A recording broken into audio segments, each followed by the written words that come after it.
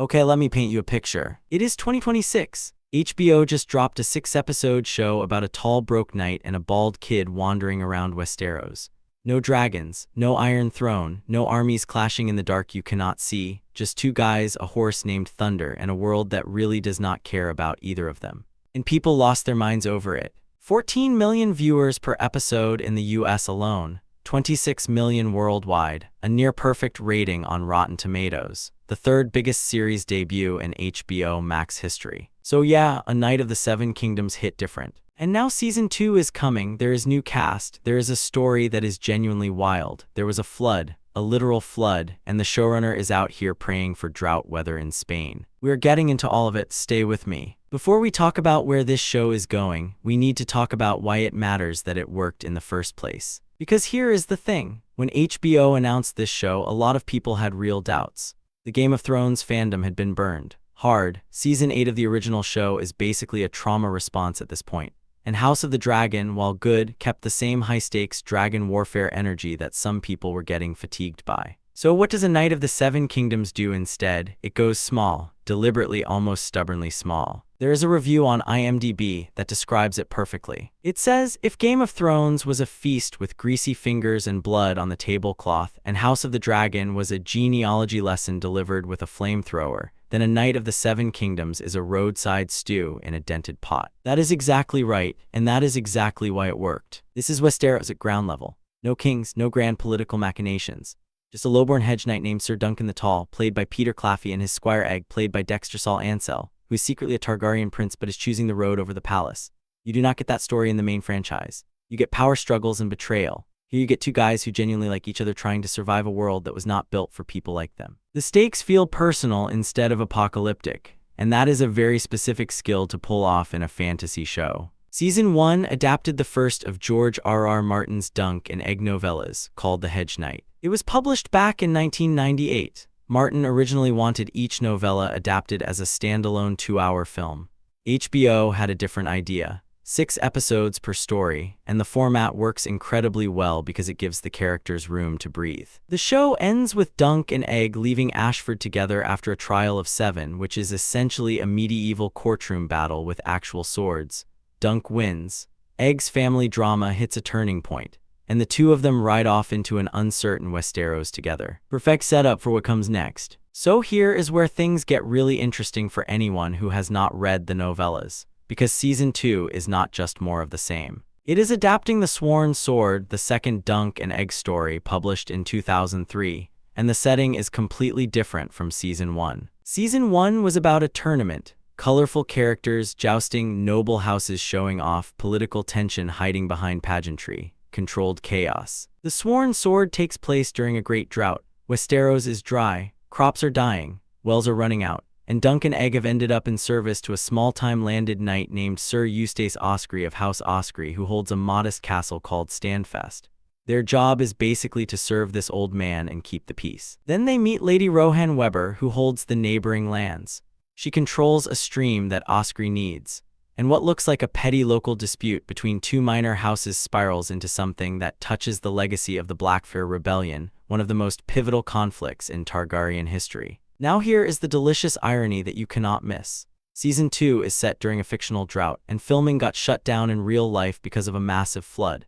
The showrunner Ira Parker said in an interview that he needs the exact opposite of what Dunk needs on screen. Dunk needs rain, the production crew needs a drought. You genuinely cannot write that kind of irony. The Sworn Sword is actually Parker's favorite of the 3 novellas. He has said so publicly, and the story has this quality where it feels more politically layered than The Hedge Knight. Dunk is no longer just a guy trying to prove himself at a tournament. He's being pulled into the complicated world of noble obligations, loyalty oaths, and the long shadow of a rebellion that happened years before the story even starts. That rebellion was led by Daemon Blackfyre, a legitimized bastard son of King Aegon IV, who challenged the Targaryen line for the Iron Throne and lost. The aftershocks of that conflict are still shaping everything in Westeros during Dunk and Egg's time, and the Sworn Sword walks directly into that tension. One of the most interesting things about this show structurally is that it operates almost like an anthology for supporting characters. Dunk and Egg are the constants. Everyone else comes and goes based on which story is being told. Which means Season 2 is bringing in fresh faces, and the casting announcements for this season are really something. First, Lucy Boynton as Lady Rohan Weber, also known as the Red Widow. You probably know Lucy Boynton from Bohemian Rhapsody, where she played Mary Austin opposite Rami Malek. She has very specific energy. She can do quiet intensity without needing to be loud about it, and that is exactly what Rohan Weber requires. The showrunner described Rohan as someone who has a way of making Dunk uncomfortable. She is the head of House Weber and the Lady of Coldmoat. The Red Widow nickname comes from the fact that she has had multiple husbands die, which in Westeros immediately makes people suspicious even if none of it was her fault. She carries this reputation like armor and knows exactly how to use it. She is basically Dunk's foil this season. He knows how to navigate a battlefield. He does not know how to navigate a noblewoman who is smarter than every man in the room and knows it. Parker said this is essentially Dunk wading into politics. He has to deal with highborn ladies. He has to navigate conversations where the real meaning is always buried 3 layers under the surface. For a man whose entire identity is built around directness and physical capability, that is a completely different kind of challenge. Second new addition, Babou Ceesay as Sir Benny's of the Brown Shield. If you have watched Alien Earth, you know Ceesay has incredible screen presence. Benny's is described as a rough, battle-hardened knight, not glamorous, not chivalrous. The kind of guy who has survived by being practical and a little morally flexible. Parker talked about this casting with a lot of enthusiasm.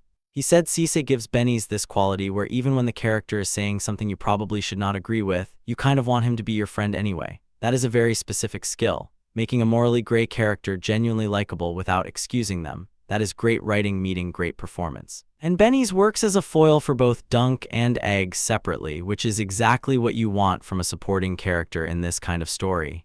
He reflects different things in each of them. Third, Peter Mullan as Sir Eustace Osprey. Peter Mullan is a veteran, Westworld, Ozark. He has spent years playing men who carry exhaustion and regret in a way that feels completely lived in.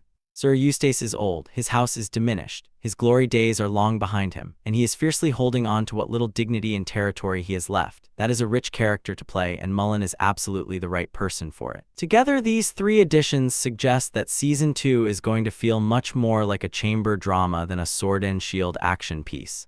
The conflict is territorial, the tension is political. The action is going to mean more because of what leads into it. Now let us talk about the real-world chaos, because it is genuinely worth discussing. Filming for Season 2 started back in December 2025. Production began in Belfast, Northern Ireland, which is the same base used for Game of Thrones and House of the Dragon. Then the crew moved to Gran Canaria, Spain for location shooting. The Canary Islands provide a very specific kind of landscape. Dry, rocky, dusty. Perfect for recreating the drought-stricken reach of Westeros. And then Storm Terry showed up. The flooding around the Las Ninas Dam area was severe. The kind of flooding that had not been seen in that region for at least 15 years. Production had to suspend temporarily. Reports started circulating online that filming had been canceled, that the 2027 release date was in danger. It was not canceled. Sources close to the production confirmed that the long-term schedule had not been impacted. The suspension was temporary.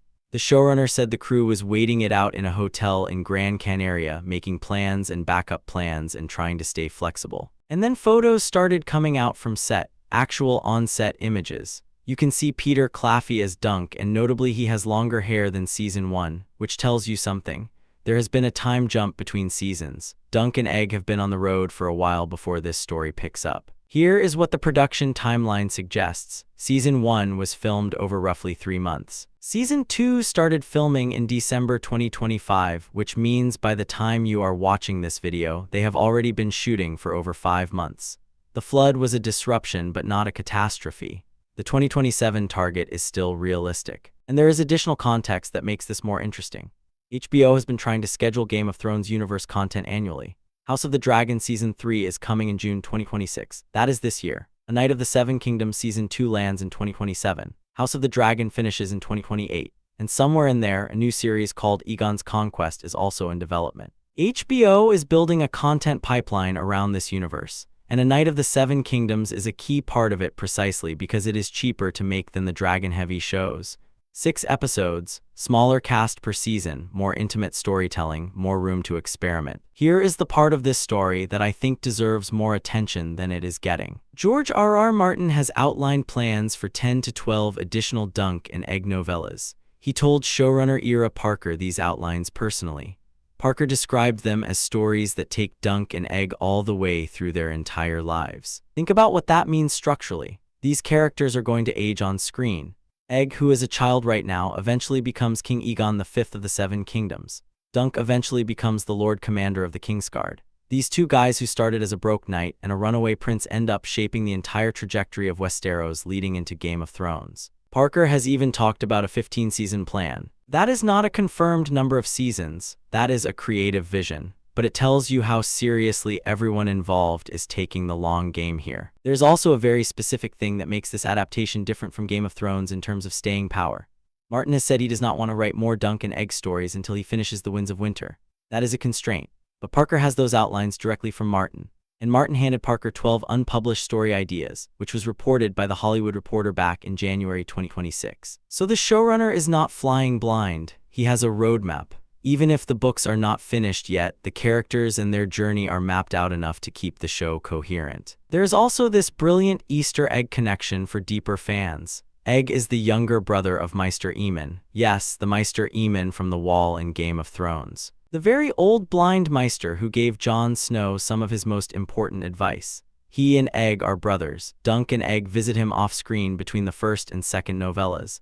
That kind of generational connection is exactly what makes this universe so rich when it is handled carefully. So let us bring this home. What should you actually expect when Season 2 drops? The tone is going to be different from Season 1 in a specific way. Season 1 had a tournament at its center, which naturally creates a kind of theatricality. There is color and spectacle even within the small scale. Season 2 is set during a drought that affects everything. The visual palette is going to be drier, harsher, more desperate. The stakes feel more immediate because people are literally running out of water. A dispute over a stream is not a petty argument in that context. It is a life-or-death conflict. The political dimension is also heavier this season. The Blackfyre Rebellion and its legacy is going to be a major thread. Demon Blackfyre himself may appear in flashbacks. And that connects to Egg's identity in a complicated way because Egg is a Targaryen and the Blackfyre claim was also Targaryen adjacent. The politics of legitimacy, of who deserves power and who was denied it, is going to sit under everything. Lucy Boynton as Rohan Weber is the performance to watch. Her dynamic with Dunk is going to carry a lot of the season's emotional weight. Parker has described her as someone who makes Dunk uncomfortable in a way he cannot punch his way out of. That is interesting territory for a character who solves almost every problem through physical courage. And then there is Egg, who is growing up. Dexter Saul Ansel is getting older in real life too, which is why HBO wants to keep the production schedule tight. The character of Egg in later novellas is meaningfully different from the kid in The Hedge Knight. Season 2 should start showing those cracks in the sheltered royal upbringing. He's going to be exposed to things that do not match what he was taught about how the world works. Here is what I keep coming back to. A Knight of the Seven Kingdoms succeeded because it trusted that small, personal stories set in a big world are enough. You do not need dragons in every frame. You do not need a dozen political factions fighting over a throne. You need two characters who are genuinely interesting traveling through a world that feels real, and you need to actually care what happens to them. Season 2 has the foundation. It has the cast. It has the source material, which by almost universal agreement is richer and more layered than The Hedge Knight.